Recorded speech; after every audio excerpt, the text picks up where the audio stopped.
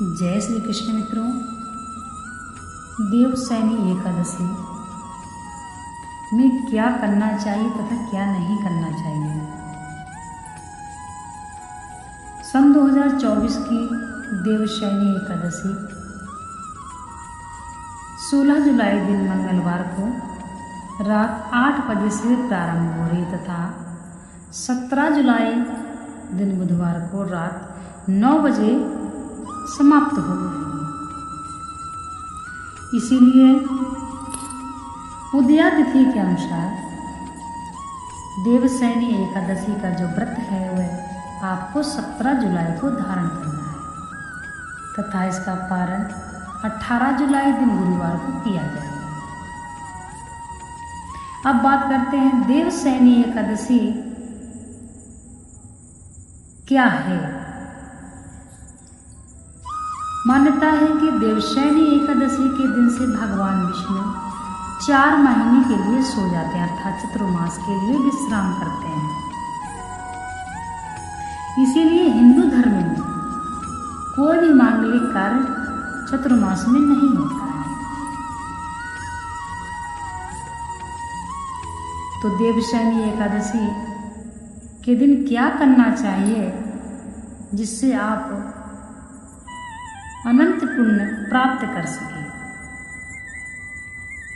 कहते हैं देवशयनी एकादशी के दिन आपको तुलसी बोना चाहिए अर्थात तुलसी के बीज बोना चाहिए।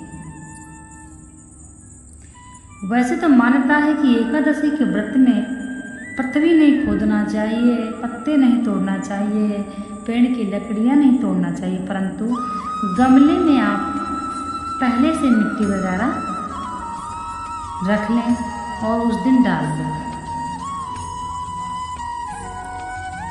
तो देवशयनी एकादशी के दिन जो कोई तुलसी होता है, तुलसी लगाता है, बीज बोना है, उखाड़ के नहीं लगाना है, बीज बोना है आपको। वह बहुत ही सौभाग्यशाली होता है तथा भगवान विष्णु का आशीर्वाद प्राप्त होता है, अनंत पुण्य प्राप्त करता है।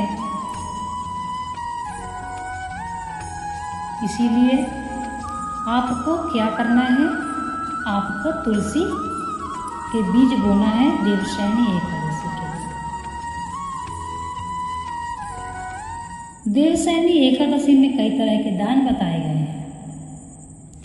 स्वर्ण का दान बताया गया है, चांदी का दान बताया गया है तथा चांदी के पात्र में हल्दी रखकर दान करना चाहिए। परंतु गरीब हैं जो, उनको गोपी चंदन दान करना चाहिए। कहते हैं जो कोई गोपी चंदन दान करता है तो भगवान विष्णु अत्यंत प्रसन्न होते तथा महादेव बहुत ही प्रसन्न होते हैं। तो जो भी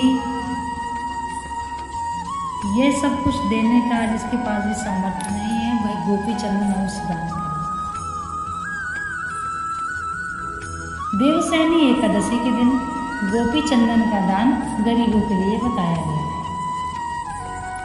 तथा जो दान सामर्थ्यता है जिसके पास वह अपने इच्छा अनुसार दान कर सकता है।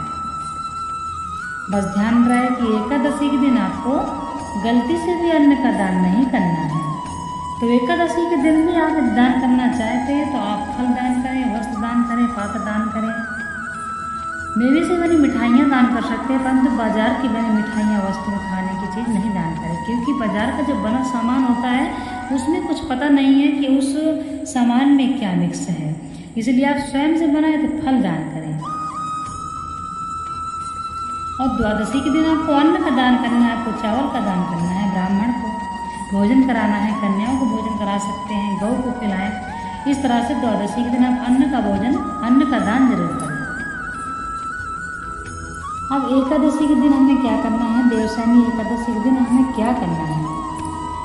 देवशयनी एकादशी के दिन आपको प्रातः ब्रह्म मुहूर्त में जगना है अर्थात सूर्योदय के 1.5 घंटा पहले से ब्रह्म मुहूर्त रहता है। आप मंदिर जाएं स्नान करके और भगवान के सामने आपको संकल्प करना है कि हे भगवान, मैं देवशयनी एकादशी का व्रत धारण कर रहा हूँ, मुझे शक्ति देना प्रभु, तथा मुझसे जो भी अपराध हो जाए भगवान क्षमा कर देना। हे प्रभु, मुझे शक्ति देना, मैं व्रत को पूर्ण कर सकूं। और एकादशी के व्रत के दिन आपको कुछ भी ऐसे कार्य नहीं करने हैं जो वर्जित हैं, जैसे कि नास्तिक मनुष्य से बात नहीं करना है, जो व्यक्ति धर्म का पालन नहीं करता है, माता पिता को परेशान करता है, गुरु की आज्ञा नहीं मानता है, ऐसे मनुष्य से बात करना।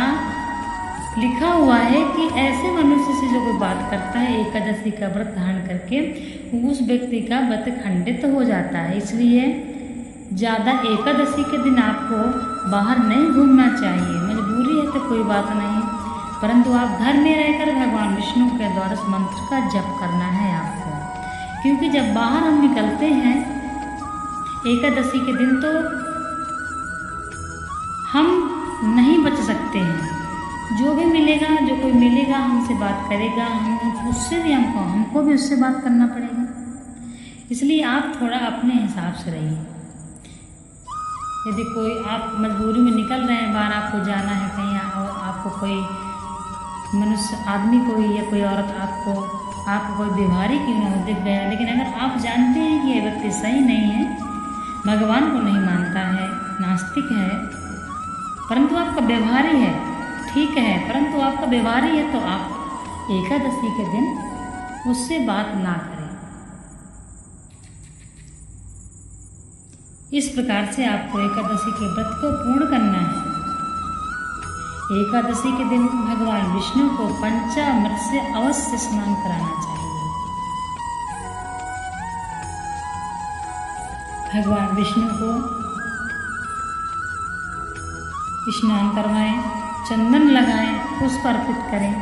बस ध्यान रखें कि एकादशी के व्रत के दिन आपको चावल नहीं अर्पित करना है, इसलिए चावल की जगह सफ़ेद तिल जो आते हैं वो बताए गए हैं। और एकादशी के दिन तुलसी की 11 परिक्रमा लगाना चाहिए। यदि आप एकादशी के दिन नहीं लगा पा रहे हैं तो आप द्वादशी को लगा सकते हैं प्रातः। तो याद रखिए, आपको तुलसी की 11 परिक्रमा अवश्य लगानी है। और तुलसी के नीचे आपको घी का दिया लगाना है, घी का दिया जलाना है। कहते हैं तुलसी के नीचे जो कोई घी का दीपक जलाता है, उसे तुलसी में जितनी पत्तियां होती हैं उतनी देवियां उसको मिलकर उनको आशीर्वाद प्रदान करती हैं। इसलिए तुलसी में दिया लगाना चाहिए, यानी कि दिया जलाना चाहिए। और एकादशी के दिन मतलब तुलसी के 11 परिक्रमा करनी चाहिए। इस प्रकार से आपका व्रत पूर्ण होता है। द्वादशी के दिन प्रातः आपको उठ करके पूजा पाठ अपना करके पारायण के समय से पहले आपको पूजा पाठ द्वादशी को निपटा लेना चाहिए। इसके पश्चात आप ब्राह्मण को भोजन कराएं, ब्राह्मण को दान दें। समयानुसार आपको पारण भी कर लेना चाहिए। ब्राह्मण तो आप घर में बुला के भोजन करवा सकते हैं, आप घर में नहीं बुला सकते हैं, समर्थ हैं, तो आप ब्राह्मण को कच्चा सीधा भी निकाल के दे सकते हैं, जैसे आटा, चावल, दाल, चीनी। इस प्रकार से आप ब्राह्मण को दान करें। ब्राह्मण भगवान विष्णु का रूप माना जाता है, ब्राह्मणी माता लक्ष्मी का रूप मानी गई है। इसलिए ब्राह्मण और ब्राह्मणी दोनों के चरण छूएं, दोनों से आशीर्वाद प्राप्त करें और अपना पारण करें। दोस्तों, पारण कैसे करना है हम आपको पहले की वीडियो में बता चुके हैं कि जब आप एकादशी का पारण करते हैं तो आपको एक तुलसी का पत्ता लेना है और एक गिलास जल लेके आपको भगवान नारायण का ध्यान करते हुए तुलसी का पत्ता गुटक जाना है। दांत से नहीं चबाते हैं तुलसी। इसके पश्चात आपको चावल से पारण करना है।